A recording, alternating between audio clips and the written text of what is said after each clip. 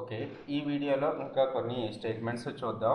What was the average mean base pay of all employees for year 2011 to 2014? మనకున్న డేటాని 2011 నుంచి 2014 వరకు ఉంది. ఇక్కడ కండిషన్ రాయాల్సిన అవసరం లేదు.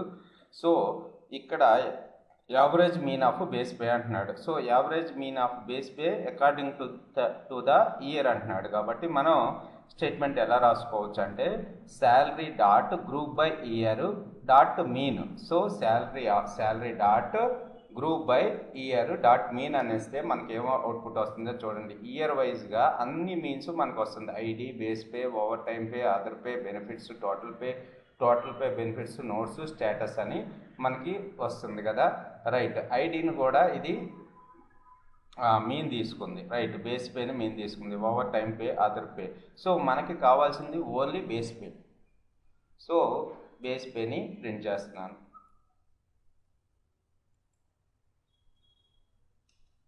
సో మనకి ఇయర్ వైజ్గా బేస్ పే ఎంత వచ్చింది అనేది మనకి ఇక్కడ కనపడుతుంది.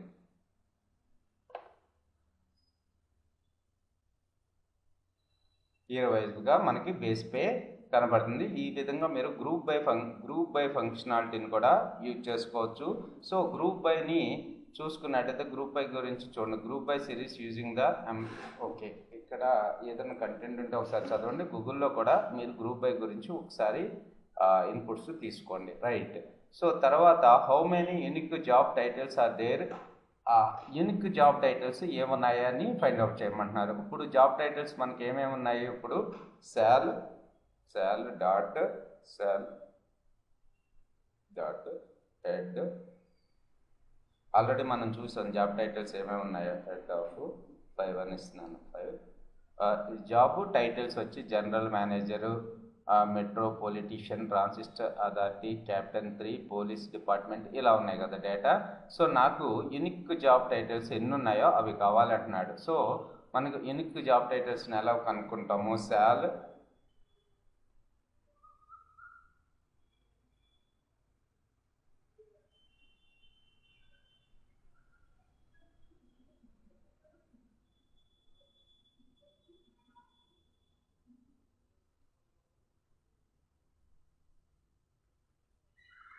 Job title. So sal dot job title అంటే మనకి ఏమొస్తాయి?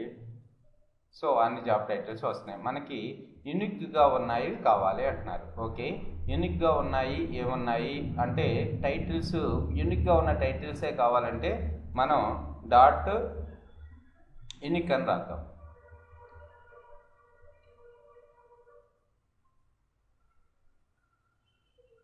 డాట్ యూనిక్ మెథడ్ వాడదాం ఇక్కడ.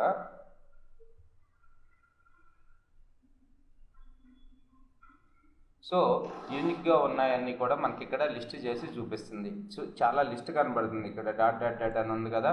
సో మరి ఎన్ని ఉన్నాయి అనేది కావాలి. అందుకని లెంత్ ఫంక్షన్ వాడదాం. Length of. సో ఎన్ని ఉన్నాయంట? 2159 ఉన్నాయి యూనిక్ జాబ్ టైటిల్స్. అలా కాకుండా మీరు ఎన్ యూనిక్ మెథడ్ను కూడా వాడుకోవచ్చు. ఎన్ యూనిక్ అంటే మనకి డైరెక్ట్గా ఎన్ని ఉన్నాయనేది చెప్పేస్తుంది. శాలరీ డాట్ జాబ్ టైటిల్ ఎన్ యూనిక్ అంటే 2159. సో మనకి ఎన్ యూనిక్ అంటే ఎన్ యూనిక్ ఫంక్షన్ చూడండి, డైరెక్ట్గా కౌంట్ ఎంత ఉందో అంత వచ్చేస్తుంది అనమాట. తర్వాత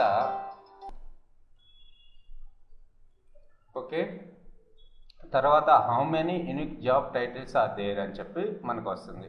సో ఇది మనం ఎన్ యూనిక్ గురించి చూసాం కదా. అలాగే what are the top 5 most common jobs? Top 5 most common jobs అని. టాప్ 5 మోస్ట్ కామన్ జాబ్స్ అంటే ఏమేమి ఉన్నాయో చూద్దాం. సో మనకి value_counts అనే ఒక ఫంక్షన్ ఉంది. సో మీరు ఆల్రెడీ దీని గురించి చూశారు. సో ఎన్ని కౌంట్స్ ఉన్నాయో చూడండి. ట్రాన్స్పోర్ట్ ఆపరేటర్ కింద 7036 జాబ్స్ ఉన్నాయి, జాబ్ టైటిల్స్ ఉన్నాయి. స్పెషల్ నర్స్ మీద 4389 ఉన్నాయి. ఓకే, మనకి ఏం కావన్నాడు? 5 మోస్ట్ కామన్ జాబ్స్ అన్నారు. సో కాబట్టి మనం ఇక్కడ ఏం వాడదాము? హెడ్ ఆఫ్ 5 అని ఇస్తే మనకి టాప్ 5 ఉన్నాయో అవన్నీ కూడా మనకి డిస్ప్లే అవుతున్నాయి. అలాగే how many job titles were represented by only 1 person in 2013 అంటున్నాడు.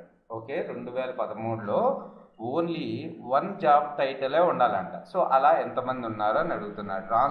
ట్రాన్సిస్ట్ ఆపరేటర్ కింద 7,000 మంది ఉన్నారు, స్పెషల్ నర్స్ కింద 4,000 మంది ఉన్నారు. కానీ 2013లో ఓన్లీ 1 జాబ్ టైటిల్ తోటి ఎంతమంది ఉన్నారు? ఓకే, సో దాని పర్పస్ మనం చూసుకున్నట్టయితే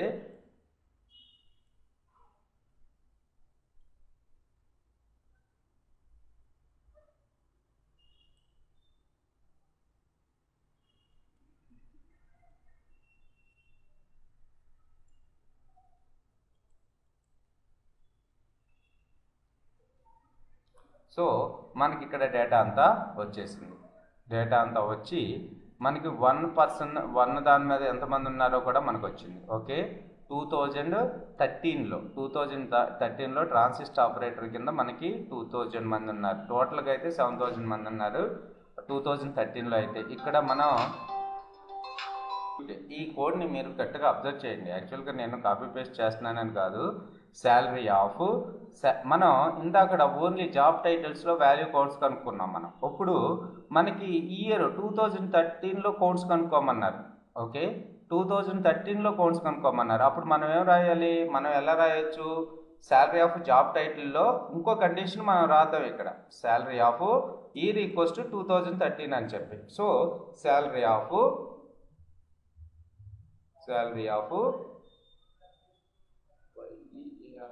year of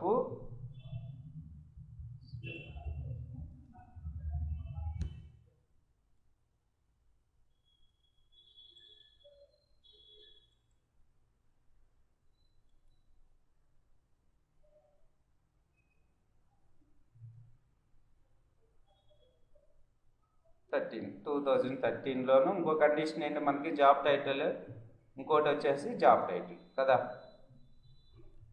okay, job title. ఈ విధంగా మనం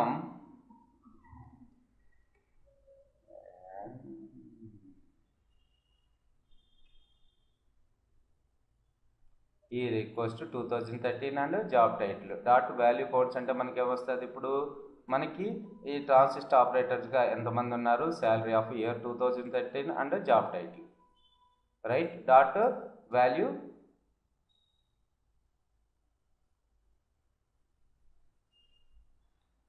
జాబ్ టైటిల్. ఓకే, మనకి 2013లో ఉన్న జాబ్ టైటిల్స్ ఈ ఎంతమంది ఉన్నారో అంత వచ్చింది. తర్వాత మనం =1 అందాం.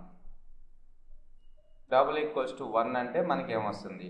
మొత్తం అంత డేటా 1 యాక్చువల్గా ఫాల్స్ ట్రూలో మనకి డిస్ప్లే అవుతుంది, రైట్.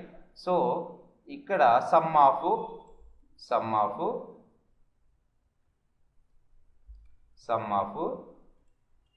చేసుకుందాం. అన్ని సమ్ చేసుకుంటే 1 ఉన్న వాటిని సమ్ చేసుకుంటే మనకి ఎంత వస్తుంది? 202 మంది 2013లో యూనిక్ జాబ్ టైటిల్స్ తోటి ఉన్నారనమాట.